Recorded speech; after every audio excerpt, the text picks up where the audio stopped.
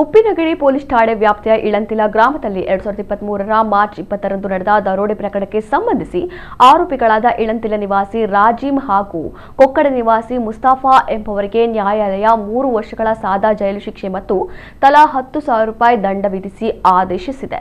ಇಳಂತಿಲ ಗ್ರಾಮದ ಕಾಯರ್ಪಾಡಿ ನಿವಾಸಿ ಮೊಹಮ್ಮದ್ ಕೆ ಅವರು ತನ್ನ ಪುತ್ರಿಯ ಮದುವೆಗಾಗಿ ಚಿನ್ನಾಭರಣ ಖರೀದಿಸಲು 10 ಲಕ್ಷ ರೂಪಾಯಿಗಳೊಂದಿಗೆ ತನ್ನ ದ್ವಿಚಕ್ರ ವಾಹನದಲ್ಲಿ ಉಪ್ಪಿನಗಡಿಗೆ ತೆರಳುತ್ತಿದ್ದಾಗ ಈ ದರೋಡೆ ಕೃತ್ಯ ನಡೆದಿತ್ತು.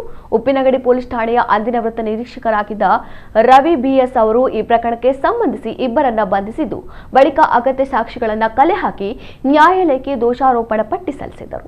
ಪ್ರಕರಣದ ವಿಚಾರಣೆ ನಡೆಸಿದ ಪಿಎಸ್ಸಿಜೆ ಮತ್ತು ಜೆಎಂಎಫ್ಸಿ ನ್ಯಾಯಾಲಯದ ನ್ಯಾಯಾಧೀಶರಾದ ಮನು ಬಿಕೆ ಅವರು ಆರೋಪ ಸಾಬೀತಾದ ಹಿನ್ನೆಲೆಯಲ್ಲಿ ಇಬ್ಬರು ಆರೋಪಿಗಳಿಗೂ ಶಿಕ್ಷೆ ವಿಧಿಸಿ ತೀರ್ಪು ನೀಡಿದ್ದಾರೆ. ಸಹಾಯಕ ಸರ್ಕಾರಿ ಅಭಿಯೋಜಕ ದಿವ್ಯರಾಜ ಹೆಗ್ಡೆ ಅವರು ಈ ಪ್ರಕರಣಕ್ಕೆ ಸಂಬಂಧಿಸಿ ವಾದ ಮಂಡಿಸಿದ್ದರು.